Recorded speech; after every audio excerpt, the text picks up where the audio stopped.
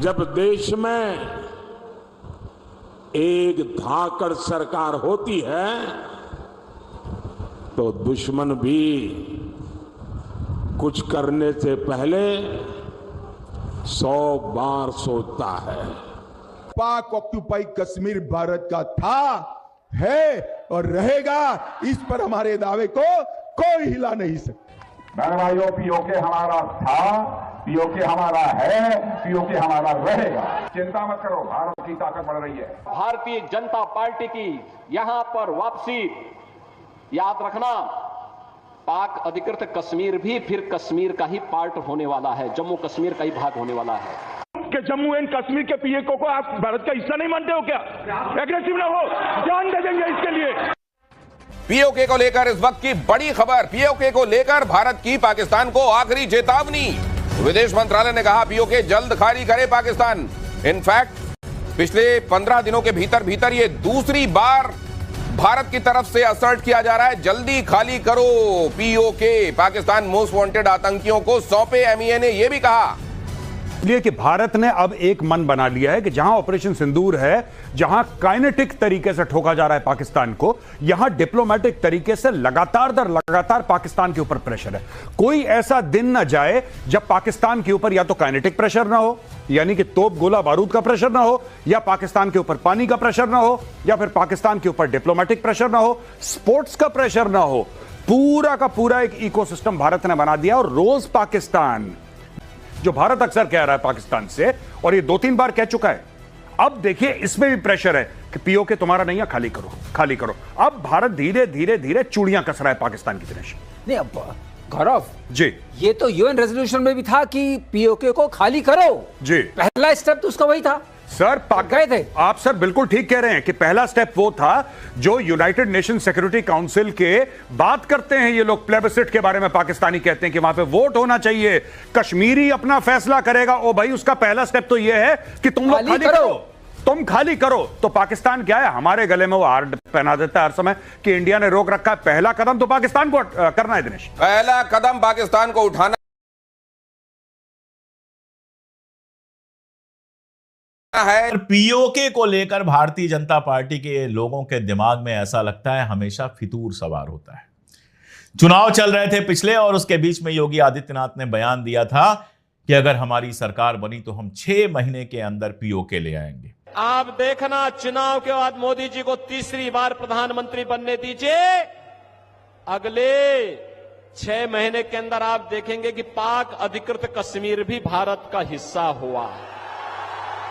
कभी कोई बाबा खड़ा हो जाता है और कहता है पीओके ले जाएंगे। जब कुंभ चल रहा था तो एक बाबा ने कहा था कि इस बार कुंभ में हम कुछ ऐसा करने वाले हैं कि पाकिस्तान का नामो निशान धरती से मिट जाएगा। इस तरह की बेवकूफियां, इस तरह की बातें लगातार होती रहती हैं। ऐसा लगता है इन लोगों को कि पीओके कोई संतरा है पेड़ पे लगा हुआ, जाएंगे, चढ़ेंगे और तोड़ के लेते आएंगे। अच्छा, मैं ये कहता हूं लेते आओ, जोड़ लो पीओके को हिंदुस्तान में। जो कश्मीर है पाकिस्तान के कब्जे वाला, उसको जोड़ लो, उधर गिलगिट बाल्टिस्तान भी जोड़ लो, इधर मुजफ्फराबाद वाला भी जोड़ लो। हमारी बला से हमें तो अच्छा ही है। मैं तो चाहता हूं एक बार गिलगिट बाल्टिस्तान देखना, जो दुनिया की सबसे खूबसूरत जगहों में से एक है। मुजफ्फराबाद भी जाना चाहता हूं मैं। इतिहास की तमाम सारी चीजें हैं, इतने साल से कश्मीर पे काम कर रहा है, घाटी जम्मू इतना घूमा है, ये इलाका भी घूम लूंगा।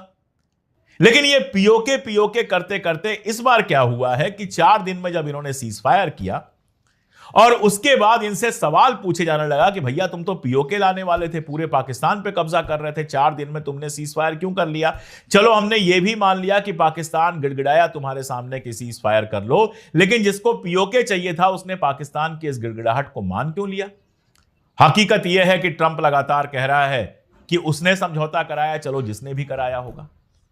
नेहरू के ऊपर सवाल उठाते हो कि वो यूएन में लेके चले गए, तुम तो ट्रंप के पास लेते गए, यूएन में भी नहीं ले आए। अब ट्रंप कह रहा है कि कश्मीर पर भी वो मध्यस्थता करेगा। तो 4 दिन में जिन्होंने सीज फायर कर लिया, वो नेहरू से सवाल पूछ रहे हैं कि आपने पीओके पाकिस्तान को कैसे दे दिया। पहला सवाल तो ये, पहला जवाब तो ये बेसिकली कि कश्मीर 15 अगस्त 1947 को भारत का हिस्सा बना ही नहीं था। अगर पूरा कश्मीर 15 अगस्त 1947 को भारत का हिस्सा बन गया होता तब पंडित जवाहरलाल नेहरू से सवाल पूछते कि भैया तुमने कश्मीर का वो हिस्सा पाकिस्तान को क्यों दे दिया। बहुत सिंपल सी कहानी है कि महाराजा हरि सिंह जो वहां पर थे, उन महाराजा हरि सिंह ने न भारत से मिलने की बात की, न पाकिस्तान से मिलने की बात की। उनको तो आजाद डोगरिस्तान बनाना था। और मजेदार बात है कि उस समय जो कट्टरपंथी हिंदू नेता जो आरएसएस से जुड़े हुए थे और कट्टरपंथी मुस्लिम नेता दोनों खड़े थे महाराजा हरि सिंह के साथ कि हमको हिंदुस्तान पाकिस्तान में नहीं मिलना है, हमको तो आजाद रहना है और किसी और की जरूरत नहीं है। उनके बेटे हैं करण सिंह की जीवनी पढ़ लीजिए, वहां से ही आपके समझ में आ जाएगा। एक साधु थे उनके साथ, तांत्रिक, उन्होंने कहा था कि आप तो आजाद मुल्क पे महाराज बन के राज करेंगे और उन्हीं की बात वो सुन रहे थे। खैर, वो गए 15 अगस्त 1947 के पहले माउंटबेटन गए उनके पास कि भाई फैसला कर लो, हिंदुस्तान से मिलना है कि पाकिस्तान से मिलना है, आजाद तो रह नहीं पाओगे। मिले ही नहीं, कह दिया पेट में दर्द है। मिले ही नहीं, बात ही नहीं की। अच्छा, पटेल साहब क्लियर थे कि भाई हैदराबाद तो हमको हर हाल में चाहिए, कश्मीर भले पाकिस्तान को दे दो अगर वो राजा चाहता है तो सारा मामला यह हुआ कि 15 अगस्त 1947 को हमारा देश आजाद हुआ और हरि सिंह ने ना पाकिस्तान के साथ कोई समझौता साइन किया ना हिंदुस्तान के साथ, दोनों को भेज दिया स्टैंड स्टिल समझौता, यानी जहां से जो आता है आता रहे। डाक तार विभाग जो आपके इलाके में है उसको संभालते रहिए वगैरह आप करते रहिए, स्टैंड स्टिल हो, यानी 15 अगस्त 1947 के पहले जो हालात थे वही बने रहें, लेकिन कश्मीर और जम्मू और लद्दाख पे कब्जा बना रहे महाराजा का। तो पहला झटका तो उसी समय लगा, सुन लीजिए, 15 अगस्त 1947 को, जब कश्मीर भारत का हिस्सा नहीं था। गिलगिट और बाल्टिस्तान में गिलगिट स्काउट काम करता था जिसका चीफ था मेजर ब्राउन। उसने उसी दिन पाकिस्तान से एक तहसीलदार को बुलवाकर वो इलाका पाकिस्तान में शामिल करवा दिया। ब्रिगेडियर घनसारा सिंह थे महाराजा के प्रतिनिधि वहां, उनको उठाकर गिरफ्तार करवा लिया। बाद में भारत ने उनको आजाद करवाया। तो गिलगिट बाल्टिस्तान तो 15 अगस्त। अस्सलाम वालेकुम नाज़रीन, पिछले कुछ दिनों में लगा था कि मोदी सरकार को समझ आ गई है, अब वो पंगेबाजी में गुरेज करेगा। लेकिन जिन लोगों को लग रहा था कि भारत और पाकिस्तान की जंग खत्म हो गया, बस वो शोर डाउन होना था और वो हो गया, तो गलत फहमी है। अपने दिमाग की खिड़कियां खोल लें, जंग अभी ख़त्म नहीं हुई। भारतीय वज़ीर दिफा राजनाथ सिंह ने कहा है कि ये सिर्फ ट्रेलर था, जंग तो अभी शुरू होनी है। इंडियन गवर्नमेंट ज़ोरों शोर से जंग की तैयारियों में मसरूफ़ थी, लेकिन मोदी सरकार का एक बार फिर टाइम जो है इसमें फिश हो गया और पाकिस्तान पर हमले के लिए इंडिया ने ऑपरेशन शील्ड बयान मरसूस बनाया था। इंडिया ने ऑपरेशन सिंदूर का प्लान बनाया था, लेकिन ये ऑपरेशन शुरू होने से पहले ही ख़त्म हो गया। इस मंसूबे के तहत मुख्तलिफ शहरों में होने वाले सिविल डिफेंस की मशक़ें और ड्रिल मोल के मनसूख कर दिया गया है। इन मशक़ों के तहत जंगी हालात की नकल हमल करते हुए फ़िज़ाई हमले, ड्रोन हमले और ब्लैक आउट, हंगामी तिब्बी इमदाद और शहरी तहफ़्फ़ुज़ात के मशक़ें शामिल थीं।